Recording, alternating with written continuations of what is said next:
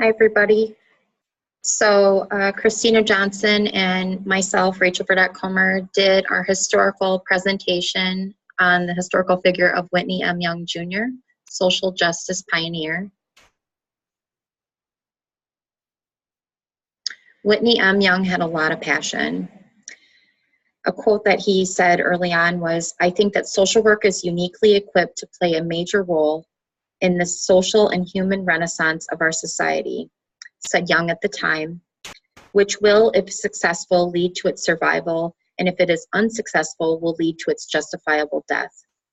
Young was one of America's most charismatic, courageous, and influential civil rights pioneers, yet he never achieved the fame of his contemporaries, Martin Luther King Jr., Malcolm X, Thurgood Marshall, Adam Clayton Powell Jr., and a host of others.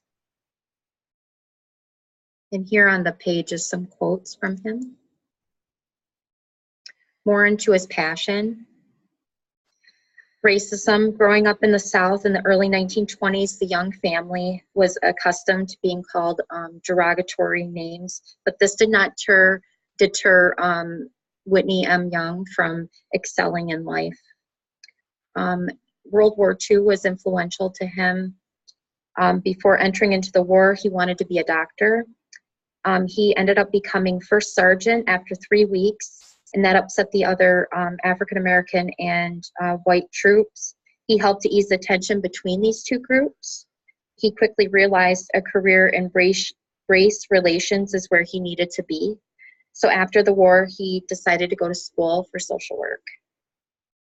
And then on here, I wanted to note, later on, he had went to Vietnam, and I wanted to note this as well. He said, "I visited Vietnam twice, and on both occasions, I spent as much time as possible with the Black soldiers there." Young wrote in his 1969 book, Beyond Racism, "Although Blacks are only about 1/10 of the population, they account for 1/5 of the land troops in Vietnam and a higher percentage of the casualties. And some of the frontline fighting units, including many of the elite troops, are 30, 40, and 50% Black." So that's something to think about.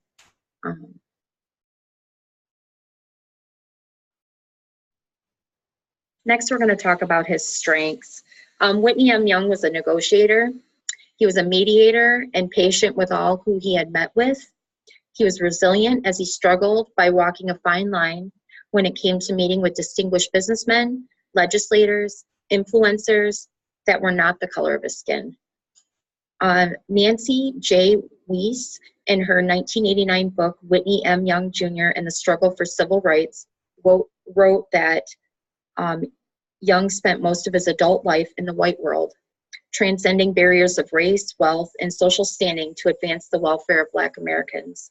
His goal was to gain access for Blacks to good jobs, education, housing, healthcare, and social services. His tactics were reason, persuasion, and negotiation. The success and ease Young had in working with the white establishment made him a target, though, of harsh, sometimes bitter criticisms. Black militants and white radicals labeled him a sellout to whites, or as an Uncle Tom, a Whitey, Oreo, and other derogatory names, according to Urban League President Hugh B. Price. His sister Eleanor Love, Young Love, noted that he may have not been a marcher, but he was a negotiator. She noted, "I don't care how much marching you do. If you don't have a job, you can't buy a home and get good health benefits." So African Americans needed somebody in the boardroom talking to those people and telling them what they could and insisting that they could do it. Whitney was that kind. So again, he kind of transcended and worked another angle.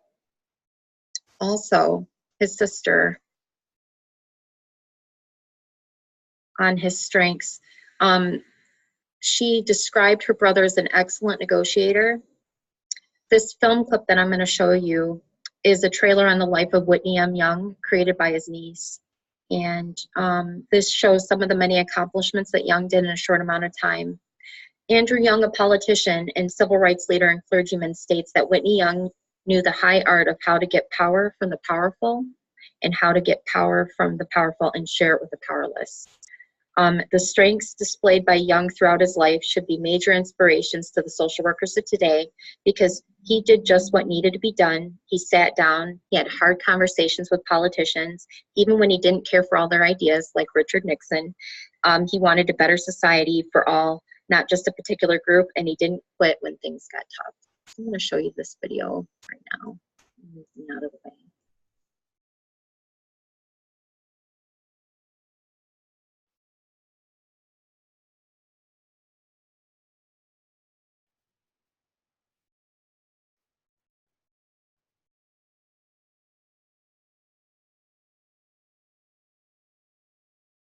There we go. Don't get black power by chance. Get it by doing what the other groups have done. The Irish kept quiet. They didn't shout Irish power or Jew power or Italian power. They kept their mouths shut and took over the police department in New York City. On the mayorship of Boston, Whitney Young's genius was he knew how to accomplish what other people were merely for. I think that Whitney Young was a prophet. I think that he died precisely at a time when few people understood how brilliant his vision for racial transformation of American power was. He was a figure who was calm, who was purposeful, who was measured. Why the Young is the Young? He's the Wall Street of the civil rights movement. He understood power, he understood politics. Most body understood the martyrs in the streets and Lawrence were towards that, which was in the boardroom. One could not have been successful without the other.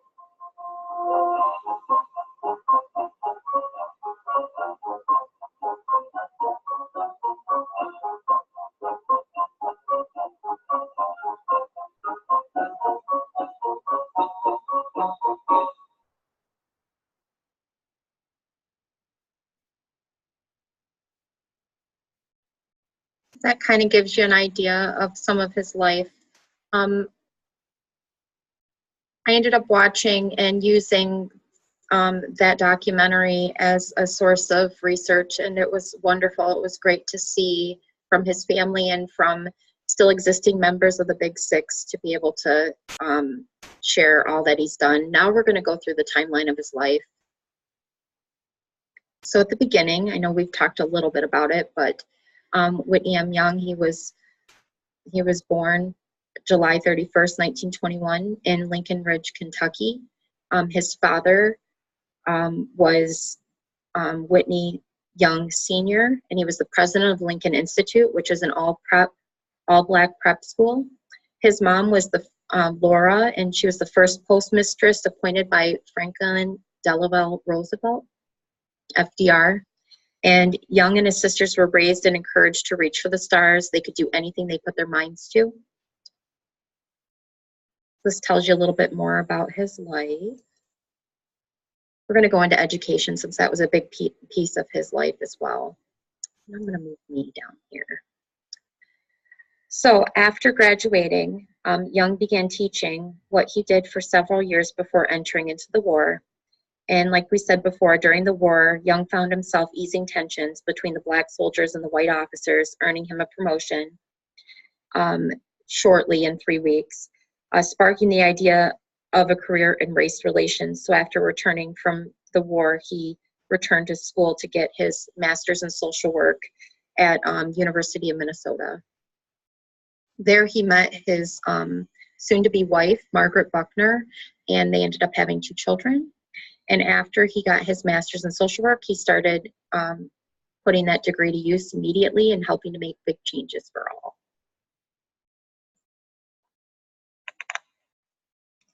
Now we're going to talk about the National Urban League, which was a huge piece of Whitney M. Young's life.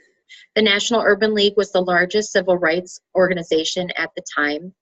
The organization helped African Americans gain employment in jobs that were normally held by whites only, and more and he more than doubled the amount of members paying for memberships. Whitney M. Young assisted with over 40,000 jobs for African Americans in over a year. Now we're going to talk more. This gives you a little bit of the outline of all the teaching he did, where he ended up. He had a busy life. So in 1960, he received the Rockefeller Foundation grant for his postgraduate work at Harvard University. He joined the National Association for the Advancement of Colored People, which is the NAACP. And then he became the president of the state of Georgia chapter on that. Then he decided he wanted to be the executive director of the National Urban League in 1961. And then in 1963, the National Urban League co-sponsors the infamous March on Washington. Pictured here is the Big Six that I kind of mentioned earlier. The Big Six includes labor organizer Asa Philip Randolph, Dr. Martin Luther King Jr. of the Southern Christian Leadership Conference, James Farmer Jr. of Congress of Racial Equality, John Lewis of the Student Nonviolent Coordinating Committee, the National Urban League's Whitney Young Jr., and Roy Wilkins of the National Association of the Advancement of Colored People, the NAACP. In 4 years as executive director, Whitney M. Young increased employment more than 1,500, increased the budget by convincing rich whites to donate. He pushed the National Urban League to the forefront of the civil rights movement.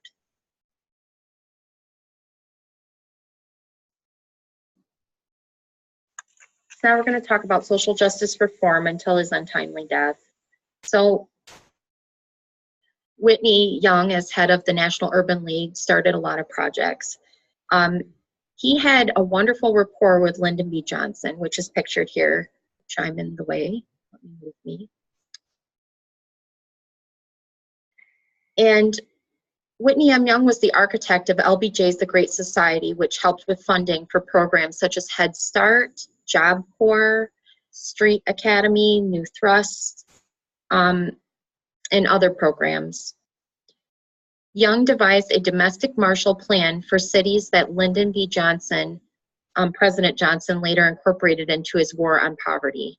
Young's plan sought to eradicate ghettos and to increase spending on education, housing, vocational training, and health services at a cost of $145 billion over 10 years.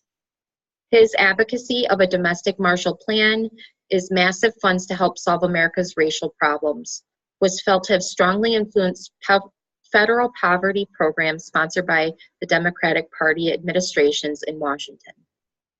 Young also fostered close relationships with corporate executives like Henry Ford. For Young, these were strategic alliances designed to help him push the hiring of more African Americans by corporations. Some in the Black community felt that Young was selling out to the white establishment, but these criticisms were entirely unfair. Despite the temptations placed in front of him, Young remained a man of integrity and honor. He simply understood that to change the system, one must work with the system. Young died on March 11, 1971, at the age of 49 while attending a conference in Lagos, Nigeria. He is believed to have drowned while swimming at the beach, but there's been some controversy as to how he passed.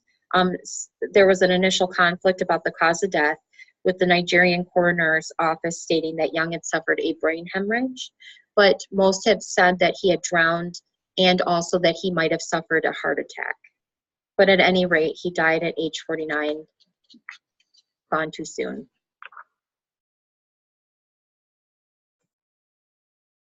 So next, we're going to talk about how this cause affects today's society.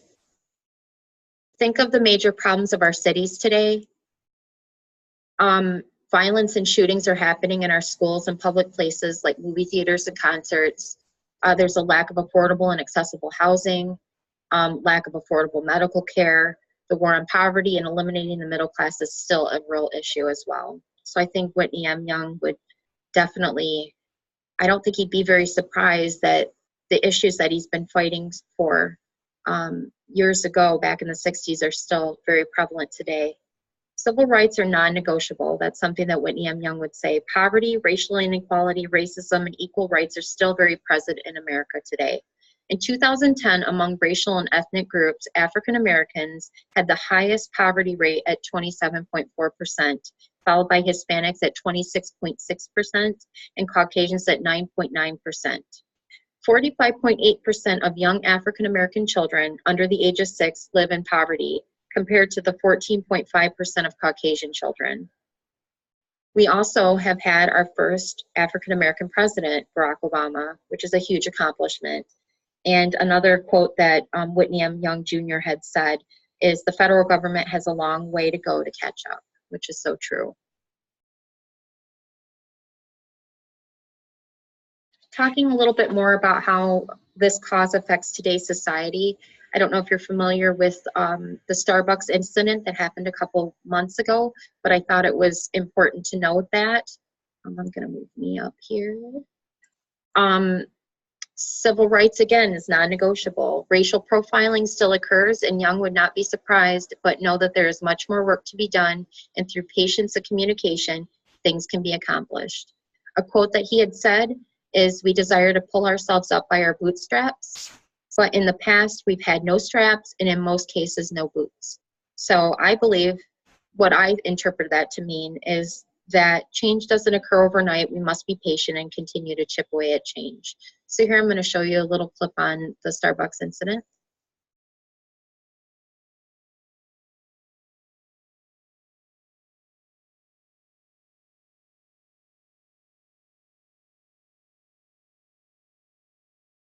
Forward to the opportunity to spend some time with the mayor.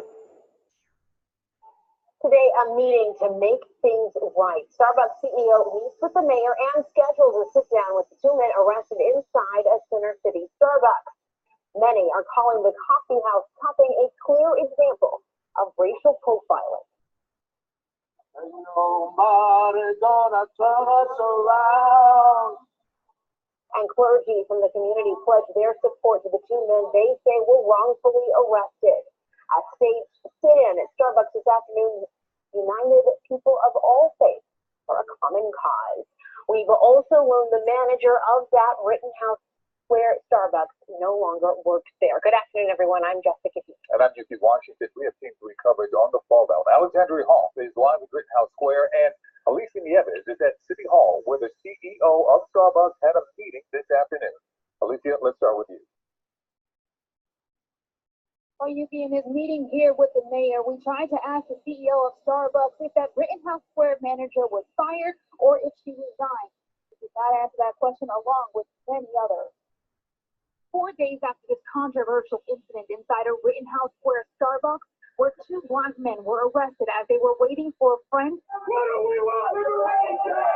What do we want now? Protests continue. And we can't get it! Shut it down! Now the CEO of the Seattle-based coffee house has flown into Philadelphia.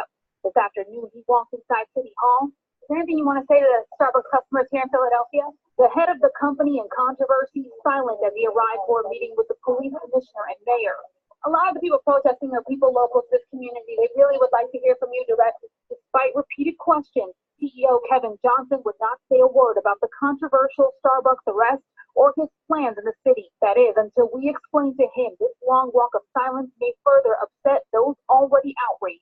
Kevin, we don't want to put you in a bad light, but you're not saying anything kind of is the only thing we'll have for viewers, and a lot of them want to hear from you directly with you coming to the city. Well, we're looking forward to the opportunity to spend some time with the mayor and other elected officials. So thank you very much. And coming up at 6, we'll show you what that CEO of Starbucks ended up saying at the end of the 30-minute meeting with the mayor. We'll also tell you what the mayor had to say himself, how he felt that meeting went. We're now live in Center City. Alicia Nieves, CBS 3 Eyewitness News. All right, Alicia, thank you. That just gives you an idea that this is still prevalent in today. So if Whitney M. Young were still alive, what questions would we ask him? I would ask him, are you surprised that the issues you advocated for are still issues we're struggling with today? What kinds of demonstrations would you do today that you did not do before? Like we saw the sit-in, are there other things that he would have thought to do? What would you do to shed even more light on the war on poverty?